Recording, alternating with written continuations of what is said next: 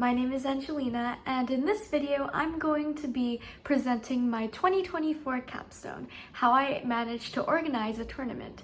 So in this video I'll be showing you guys all the processes, the thought, the kind of reflections I did, and how my tournament came to fruition. Hope you enjoy! So how do you plan things? How do you, create something from your head and then turn them into actual things? That's a question I wanted to answer, and, in doing this, I wanted to also create a lasting impact. This is why I decided to create and organize a tournament, a debate tournament. I knew it wasn't going to be easy, but I also knew that a lot of people wanted to do it as well. As a result, I filmed everything and documented my process. So, let's get into it. This took me a while, but this is the debate tournament invite that I have written up for all the participants, judges, volunteers, and coaches. So, yeah. I am currently writing the Make Math Spring Debate Tournament registration form, and yeah, that's what we're going to be doing right now. After talking with a couple of my friends who had organized tournaments, they told me that it would be hard to find people, so I created an incentive. Now the next part would be harder. Looking for participants and judges to compete in person at a school in Richmond is really hard to do. I brainstormed for a long time until I finally realized, hey, I can always ask other people to help. I reached out to the Debate and Speech Association of British Columbia, and they helped me look for participants. Finally, I'm not alone! With their generous help, I managed to reach out to schools all over the Lower Mainland and got in contact with specifically 5 schools who were interested in participating. I sent the invitations out to them, they accepted and paid, and boom, we finally had participants. As a high school student, obviously, I don't have unlimited funds. Even though the Debate Association did give me some amount of money, it wasn't enough to cover the cost of the tournament entirely. So I went to Steveston, I typed out a document and asked them for help. Now I'm printing the letter I'll be giving to the local businesses of Steveston to ask them for donations, extra help, etc. So I am currently walking around Steveston to talk to different businesses about, sponsoring the tournament. While I was waiting on hearing back, I cleaned up my Capstone master document and then went on to do other things like get awards. So right now we are at Coronation Recognition, where I'm going to be buying the medals. 1 week later. I'm going in Coronation to pick up the awards. And here they are!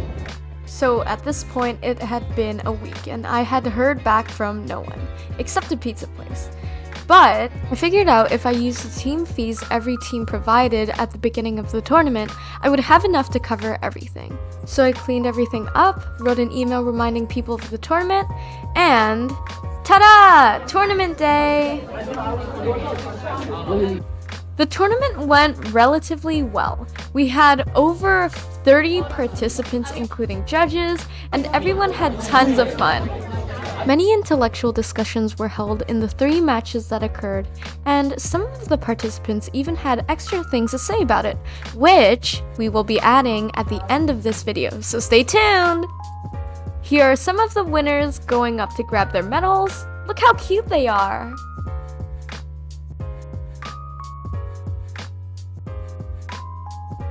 And just like that, the tournament came to a close.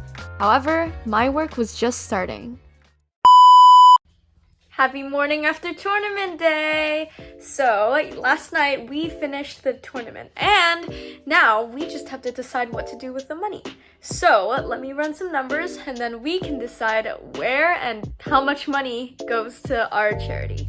After hours upon hours of crunching numbers, well, not really, an hour at most, and factoring in the bursary given by the Debate Association, I found that I had fundraised over $500. This was an immense achievement for something that I hadn't even planned from the beginning. I expected, $100, $150, or $200 at most, but not $500. I knew that this was a significant amount of money for anyone to receive, so I made sure to research exactly which charity would be the most appropriate to donate to. I wanted my charity to be somewhat related to debate, so I googled what types of charities are available in BC that also aid in speech development, speech therapy, etc. I then stumbled upon the Children's Hearing and Speech Center of BC Fund, which was very relevant, as debate is pretty much developing speech and communication skills. Since 1963, the Children's Hearing and Speech Center of BC has provided vital therapy for children with hearing loss. Their programs focus on building language skills and confidence, offering families invaluable support along the way. Recognizing the importance of their work, I corresponded with them and set up a time to meet up. And let's go!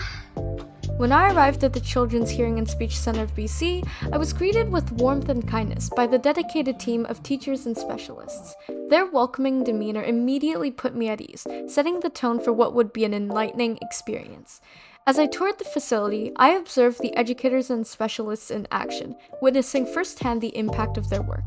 It was inspiring to see the genuine care and compassion with which they interacted with the children, cultivating their development and empowering them to communicate effectively. Overall, my experience at CHSC was eye-opening and enriching. It reinforced my commitment to making a positive difference in the lives of others, particularly those facing challenges such as hearing loss. I left feeling inspired and motivated, eager to apply lessons learned in my future endeavors. Hold on. You thought we were finished? We still have to hear from some of the debate participants. Let's hear their testimonials and let's go. I had 3 main questions I wanted to ask the participants. How does this tournament promote critical thinking and communication? And how does it bring awareness to different societal causes within the community?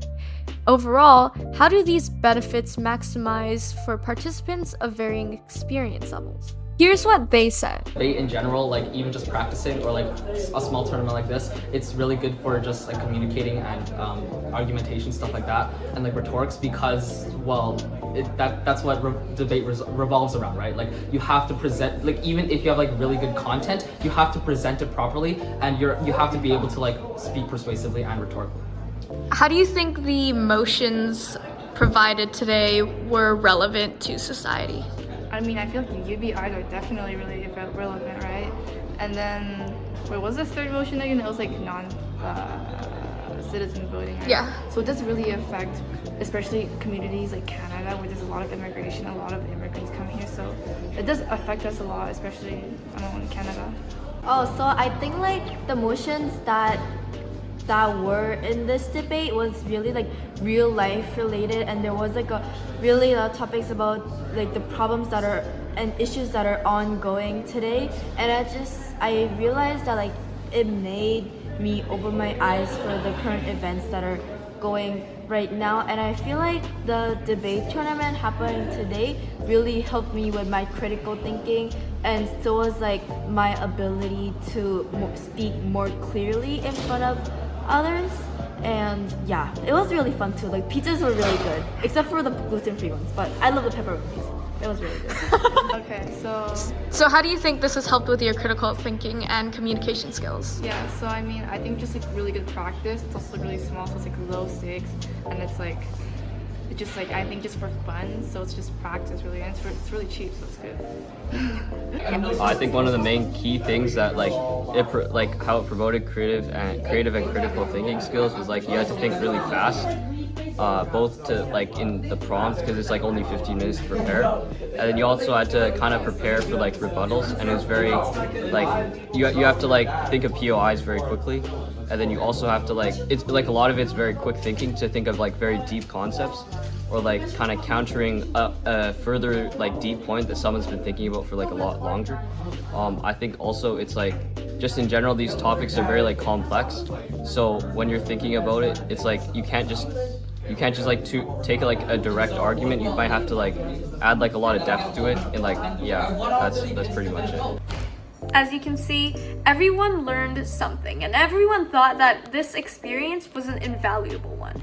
I was really glad to hear that this tournament was a joy to everyone, even though we did have some hiccups along the way. It ended up being an amazing experience, and I'm really happy it ended up the way it did. Reflecting on the essential question of how organizing a debate tournament promotes critical thinking, communication skills, and social awareness, my mentor played a crucial role in guiding me through the process.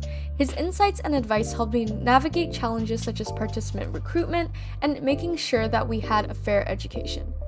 Despite challenges like last-minute dropouts and conflicts among judges, my mentor's support and encouragement kept me focused on finding solutions. Through his mentorship, I learned to adapt to unexpected situations and prioritize inclusivity, ensuring that all participants felt supported and valued. So, what did I learn from organizing this debate tournament? Well, first off, I learned that it's not about hosting a competition. It's actually about creating an environment where people can learn and grow. By choosing thought-provoking topics and creating respectful dialogue, we were able to promote critical thinking and raise awareness of important societal issues. I also learned the importance of inclusivity and accessibility.